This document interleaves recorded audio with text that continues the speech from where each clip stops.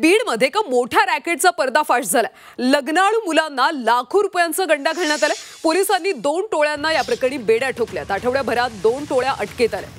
बीड जिल्ह्यामध्ये लग्नाळू मुलांचं लग्न लावून फसवणारी टोळी सक्रिय असल्याचं समोर आले। या प्रकरणात 2 गुन्हे दाखल झाले असून 7 जणांच्या टोळक्याला पोलिसांनी अटक केली।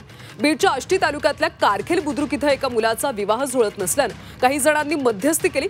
यासाठी मुलाच्या कुटुंबाने जवळपास मध्यस्थी व्यक्तींना $5.5 लाख देऊ केले। मात्र पैसे देऊन देखील नवविवाहित पत्नी सोबत राहत नसल्याची बाब लक्षात येताच फसवणुकीचा प्रकार समोर आला।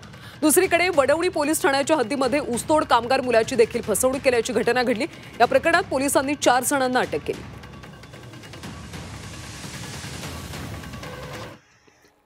आष्टीच्या बाबतीत कंप्लेंट आमच्याकडे आले होते। आम्ही ते ट्रॅप लावला होता आणि तो जो टोळी आहे त्याला आम्ही त्याच्यामध्ये गुन्हा दाखल करून त्यांना अटक केलेला आहे। त्याचबरोबर वडवणीचा सुद्धा तेच विषय होता।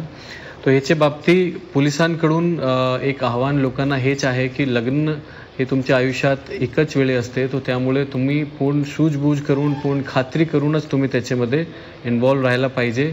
अशी जी टोळी आहे, असा जो फोर्जरी करणारे चिटिंग करणारे टोळी आहे त्यांच्याचे सावध राहा।